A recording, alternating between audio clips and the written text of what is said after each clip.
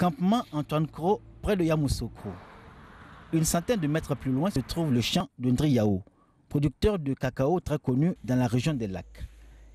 Il ne savait pas encore, quand nous l'interrogions, que le président de la République venait d'annoncer devant le monde paysan réuni le nouveau prix du kilogramme de cacao pour la campagne 2015-2016.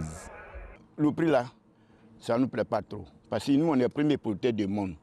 C'est nous qui sommes le premier pauvre du monde. Ce n'est pas normal. Moi, je veux que le prix, ça sera 1000 francs. Ou 1000 francs, normalement, c'est mieux. Flair de paysan ou juste vision de l'homme avisé est toujours optimiste. Depuis l'annonce de leur rencontre avec le président de la République, les producteurs de café de cacao avaient l'intime conviction que quelque chose de grand et de fort allait se passer à Yamoussoukro. Aujourd'hui, Alassane Ouattara les conforte dans l'idée que pour ce qu'ils représentent pour la Côte d'Ivoire, ils doivent tirer de leur labeur le maximum de profit. Ainsi, pour cette campagne Café Cacao 2015-2016, le prix du kilogramme de cacao borchamp, bien séché et bien trié, est fixé à 1000 francs CFA. Juste récompense pour ces braves paysans grâce à qui le cacao continue de porter à tour de bras l'économie de la Côte d'Ivoire. Le prix du cacao devient de plus en plus rémunérateur. Mais je pense que le message aussi qu'il faut passer, c'est de dire ne vous découragez pas. Parce que les prix oscillent d'année en année. Mais en même temps aussi, il faut diversifier vos exploitations pour vous permettre d'avoir un panier de cultures, vous permettant de résister aux soubresauts de toute forme de prix. 1000 francs CFA le prix du cacao cette année, contre 850 francs l'année dernière. Une évolution progressive qui place le cacao au premier rang des cultures d'exportation. Une culture objet de nombreuses attentions, et notamment celle du monde de la recherche. La recherche justement, grâce à elle, les producteurs de café de cacao peuvent maintenant résister aux maladies du cacao comme le Schulenschut et à terme améliorer la productivité, avec un point d'honneur mis sur la qualité des fèves, comme le recommande le conseil Café Cacao.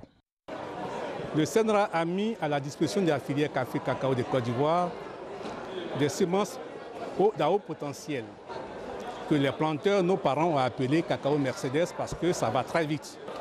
Il y a 2-3 ans, nous donnions un sac entier de semences, 25 kilos pour faire un hectare.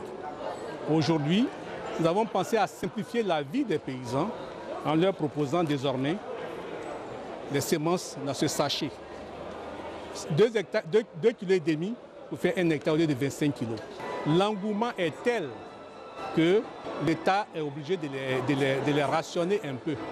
Donc, en termes de semences, le message est très bien passé. L'une des problématiques du cacao aujourd'hui en Côte d'Ivoire, c'est la durabilité de la production. Durabilité parce que nos plantations sont en majorité vieilles. On a besoin de réhabiliter. Avec les paysans, on a admis donc de faire les démonstrations. Nous pensons qu'on a eu de très bonnes réactions. La preuve, ils en demandent. Ils veulent qu'on aille plus vite qu'il ne le faut. Et nous sommes obligés d'aller doucement parce qu'on veut nous entourer de toutes les mesures, toutes les précautions pour pouvoir réussir ensemble cette réhabilitation. Depuis la mise en œuvre effective de la réforme de la filière café-cacao, l'on s'achemine vers une durabilité de la cacaoculture. Mais la joie que viennent de manifester les producteurs ici à Yamoussoukro doit se poursuivre.